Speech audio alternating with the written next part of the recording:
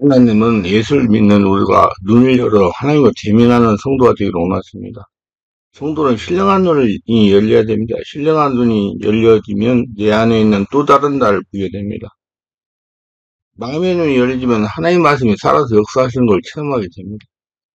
마음의 눈이 열려지면 하나님의 말씀이 내 안에서 능력이 되어 나타납니다. 신령한 눈이 열려지면 자기 자신이 영적 성찰을 알게 됩니다.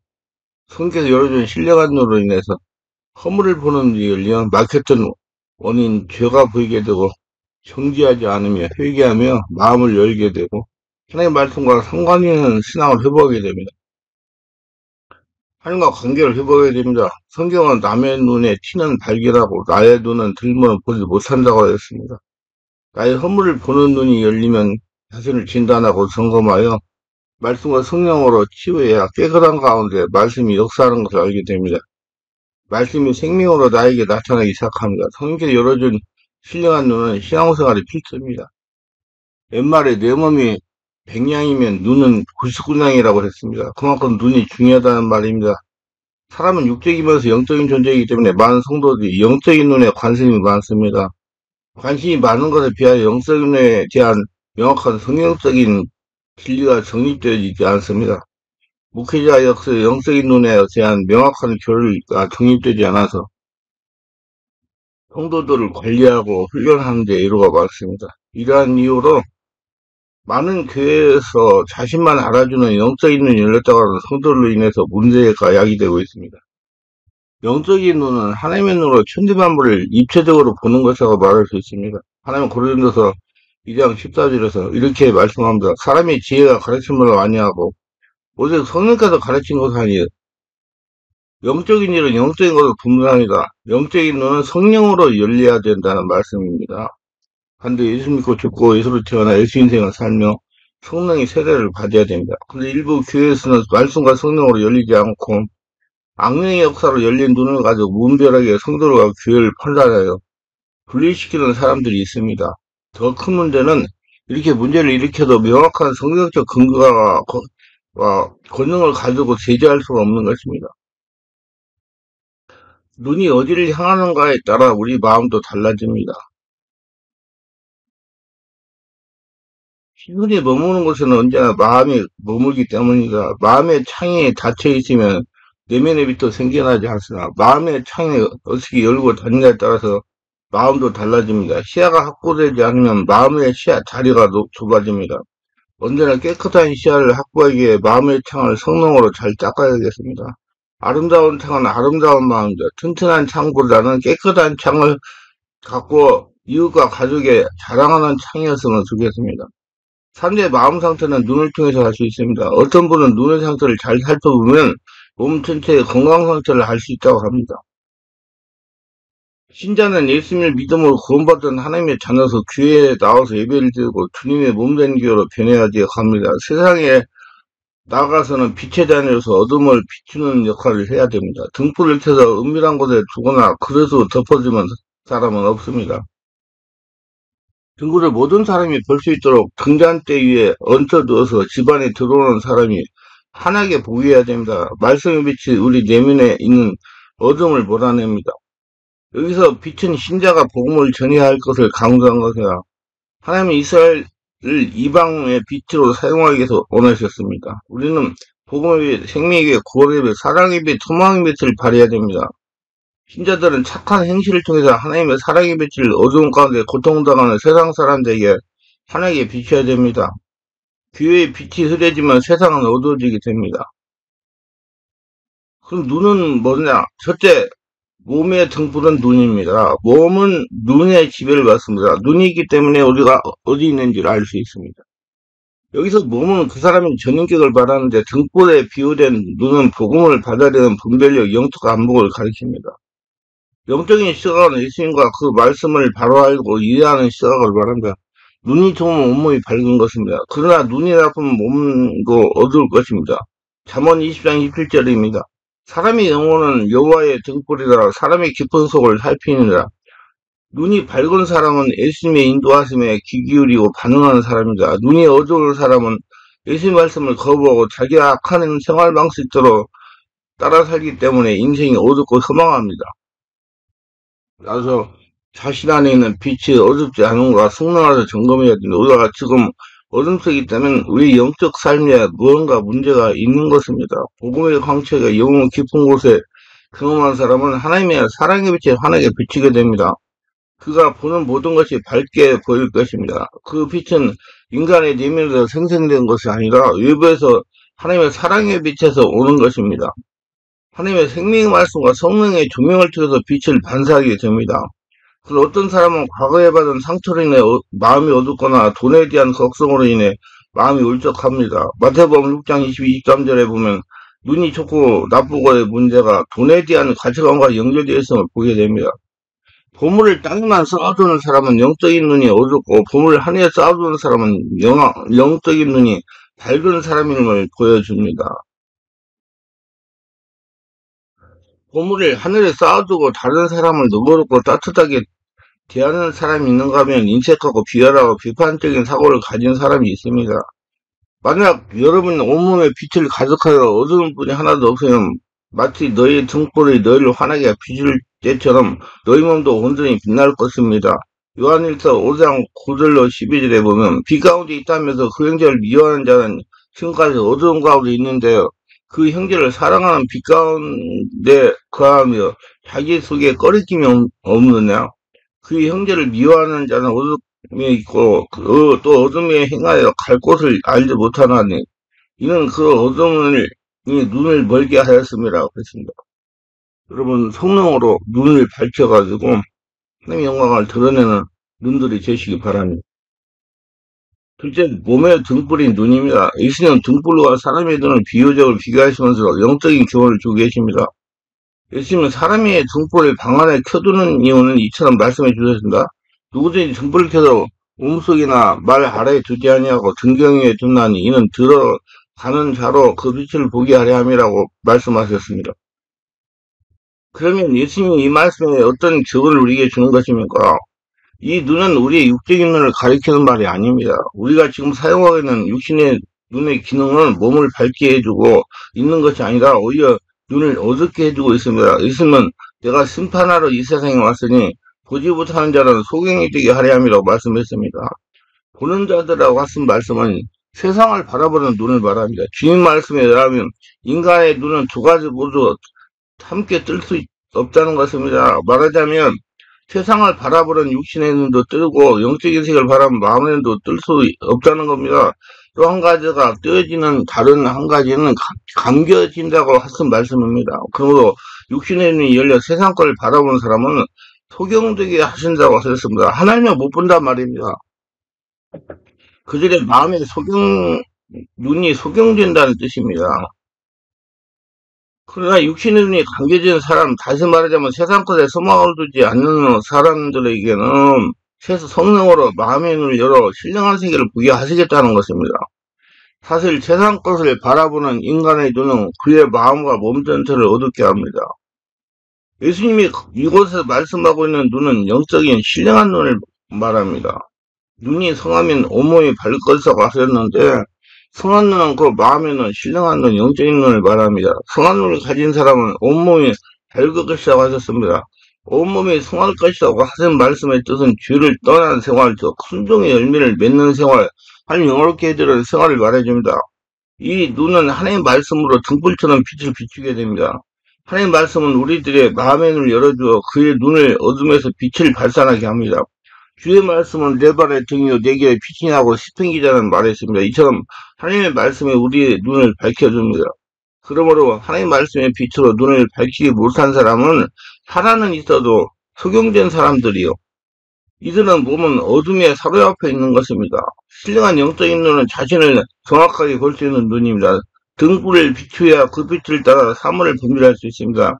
이 빛을 우리 몸에 비칠 때 우리는 우리 몸속에 숨겨져 있던 온갖 더럽고 취약한 죄악을 노출되어 그 죄악을 바라볼 수 있게 되는 것입니다. 그러므로 이 눈을 소유하는 사람이 자기 안에 죄가 존재하고 그 죄가 자기를 지배하고 있으며 그 죄의 지배로 자기가 죄의 종의 상태에 있음을 알게 되는 겁니다.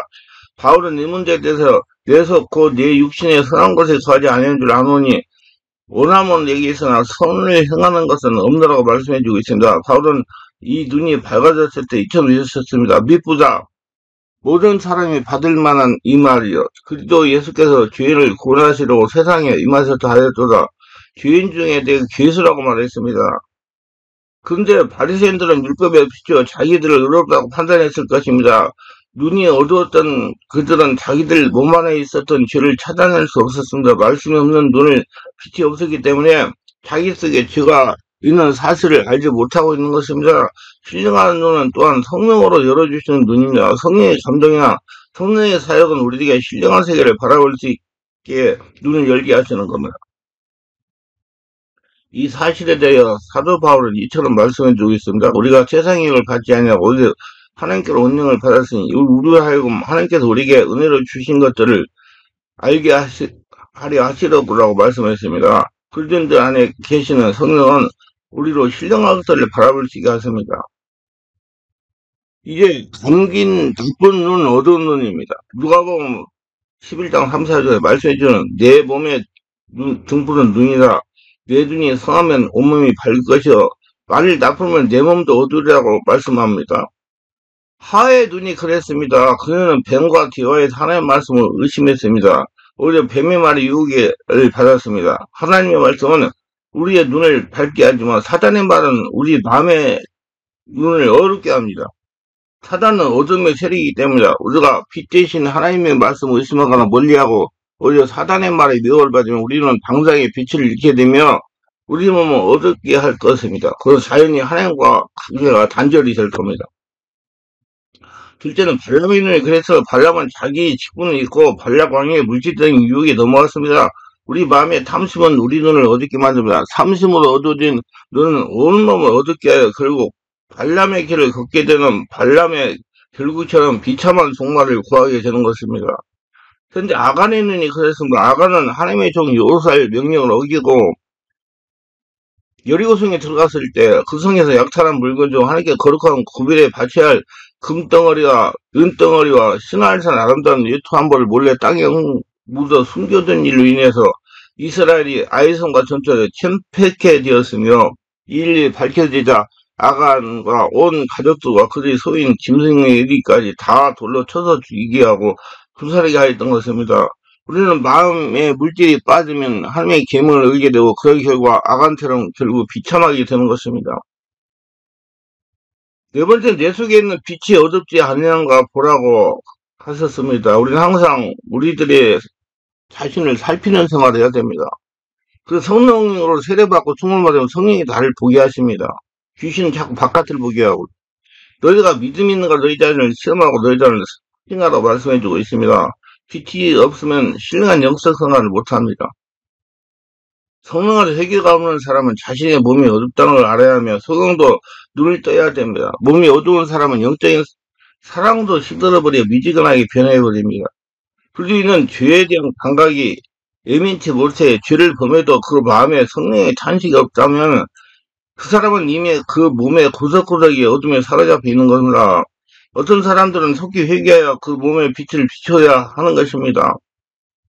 우리들 몸에 결코 어둠에 깔려 있어서는 안 됩니다. 등불의 광선의 사면에 비친 것 같이 밝은 빛이 온몸에 비치게 해야 됩니다. 먼저 우리는 주님의 빛을 받아야 되는 겁니다. 그 밝은 눈으로 온몸을 살펴서 죄를 끄집어내고 흥과짐이 없도록 항상 빛으로 꽉꽉 채워야 됩니다. 먼저 우리는 이 세상을 밝게 보는 눈을 갖고 신령한 영적인 눈을 열 수 있도록 힘쓰는 생활이 필요함을 깨닫고 이 빛을 수여하는 성도님들이 다되시기를 바랍니다.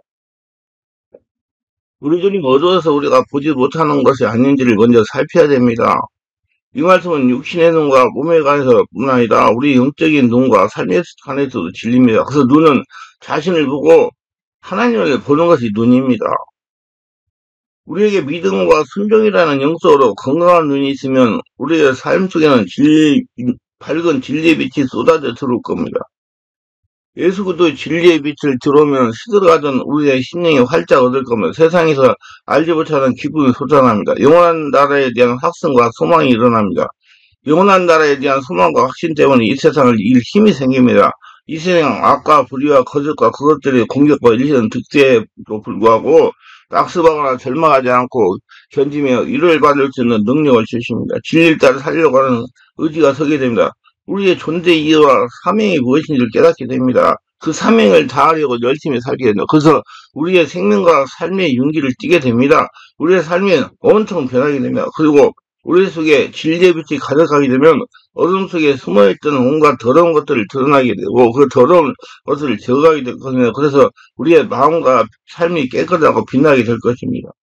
진리의 빛을 소하게 되면 우리의 발은 하나님 나라에 방황하지 않고 나아갈 수 있으며 우리 손은 하나님께서 기뻐하실 때를 바르게 행할 수 있을 것이고 우리 입은 진리만을 말하게 될 것입니다.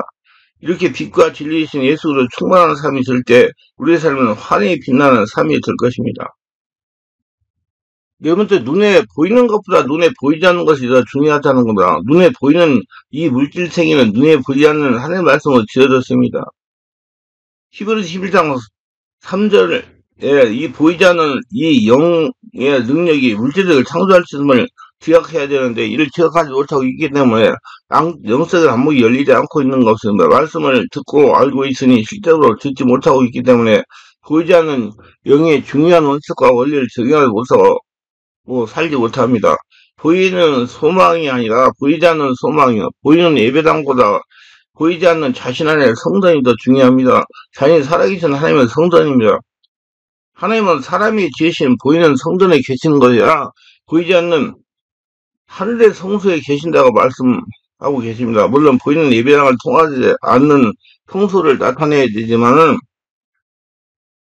보이는 성전은 중요하면서 보이지 않는 자신 안의 성전과 하늘의 성전을 더 중요시 하는지 가슴에 손얹고 묵상해 볼 일입니다. 보이는 축복보다 보이지 않는 이 영생의 복을 더 중요시 하는지 자신을 살펴보고 헤아려야 됩니다. 이게 보이지 않는 성전이 중요시하면 초대에 가서는 물건을 통용하는 교회가 세워질 것입니다. 보이지 않는 성전을 참으로 중요시하면 내 교회, 내 교회를 하지 않을 것이고 내 성도, 내 교회는 하지 않을 것이고 다른 교회 양을 끌어오려고 애쓰지 않을 겁니다.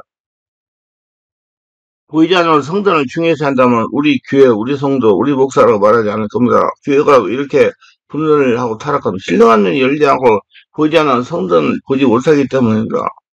눈이 예배당 때문에 보이지 않는 자신의 몸을 성전을 삼고 계시는 하나님의 살아계신 하나님의 성전을 보지 못할 수도 있습니다. 보이는 목사 때문에 보이지 않는 주님을 보지 못할 수도 있습니다. 보이지 않는 것이 중요성을 알 수 있도록 기도합시다. 예수님의 보는 눈은 눈의 축복입니다. 여러분 예수님을 눈으로 보면 축복입니다. 제자들을 돌아보시며 조용히 이르시되 너희가 보는 것을 보는 눈은 복이 있도다. 내가 너희에게 말하니 많은 선지자 임금이 너희에게 보는 바를 보고자 하였을 때 보지 못하였으며 너희가 듣는 바를 듣고자 할 때 듣지 못하였나 마태복음 14장 입상 24절. 예수님 제자를 돌아보시며 조용히 말씀하시다. 너희가 보는 것을 보는 눈은 복이 있도다. 그런데 제자들이 보는 것에 대해서는 구체적인 언급은 없지만 다음 두 가지로 생각해 볼 수 있습니다. 먼저는 넓은 의미에서 이렇게 행하신 그의 행하실 이적들과 가르침을 통해서 구원의 시대가 도래했음을 인식하며 하나님의 아들 사이의 비밀을 보는 것을 의미합니다. 두 번째는 좁은 의미에서 제자들의 주의 이름으로 귀신을 굴복시킬 때 경험한 하나님 나라의 실현을 보는 것을 가리킵니다. 보는 것과 듣는 것을 언급한 마태복음 문맥에서는 전자는 가깝고 듣는 것을 생략한 누가복음에서 문맥은 후자에 가깝다고 할 수 있습니다. 예수님은 내가 너희에게 말하니 많은 선지자 임금이 너희가 보는 바를 보고자 하였을 때 보지 못하였으며 너희가 듣는 바를 듣고자 할 때 듣지 못하였다고 말씀하십니다. 제자들이 지금 경험하고 있는 것이 얼마나 놀라운 축복인가 생생하게 표현하기 위해서 선지자와 제자 임금들을 제자들과 대조시키고 있으나 본절의 말씀에서 과거 가장 종교적이던 사람들 선지자가 가장 높은 신분의 사람들 왕조차도 보지 못하는 것을 지금의 평범한 사람이 보고 있다는 사상을 말하려는 누가의 의도가 있었는지 모릅니다. 아무튼 선지자들은 하나님의 계시가 미래를 성취되기를 대망한 사람들이고 왕의 가운데 다윗, 솔로몬, 히스기야, 요시아 같은 왕들은 옛 계약의 실제한 자들로서 선지자의 계시를 받으려 메시아에 대한 약속이 성취되기를 열망했습니다. 그러나 그들은 메시아를 보지 못하였고 구원의 시대가 도래했다는 복음의 선포를 듣지 못했습니다. 그러나 제자들은 모든 것을 보고 들었으니 복된 자들이 아닐 수 있습니다. 여러분들도 모든 걸 보고 들을 수 있는 복된 자들입니다. 예수님은 제자들에게 하나님의 아들이신 자신을 보는 그들의 눈이 복이 있다고 하셨어요. 예수님을 눈으로 보는 사람은 복이 있는 거죠. 그래서 눈은 자신을 보고 하나님을 보는 것이 눈이고, 그렇게 하나님을 볼 수 있는 눈을 가진 자는 복이 있는 자입니다. 예수님은 하나님 자신이 육신이 있고 이 땅에 오신 분입니다. 그러므로 사도 바울은 예수님을 보이지 않는 하나님의 형상이라고 말합니다. 예수님도 그렇게 하나님 아버지를 보여달라는 빌립에게, 빌립아, 내가 이렇게 오래 너희와 함께 있어도 내가 나를 알지 못하냐? 나를 본 자는 아버지를 보았거늘 어찌하여 아버지를 보이라 하냐고 말씀했습니다. 그러므로 예수님을 직접 눈으로 본 제자들은 복된 자들입니다. 지금 예수님을 눈으로 보는 분들, 여러분들도 복된 분들입니다. 예수님이 부활하신 후 승천하기 때문에 우리는 지금 육안으로 예수님 볼 수 없습니다. 그러나 성령 안에서 성령께서 성령의 영으로 성령으로 오셔서 우리 안에 거하시기 때문에 우리는 성령을 통해서 예수님이 기도 그분의 음성을 듣고 그분을 볼 수가 있습니다. 또한 우리는 성령을 통해서 예수님에 거하고 예수님 우리 안에 거하는 걸 체험할 수 있습니다. 하나님께서 은혜를 주시면 하늘에 신령한 것들로 마음의 눈으로 볼 수 있게 됩니다. 그러므로 우리는 영적인 것들을 보기 위해 성령을 의지하여 더욱 주님의 은혜를 구하며 겸손히 주 앞에 엎드려야 할 것입니다. 모두 승리하시고 눈을 열어서 나를 잘 보시고 살아계신 하나님을 눈으로 보면서 쫓아가서 복을 받으시기를 바랍니다.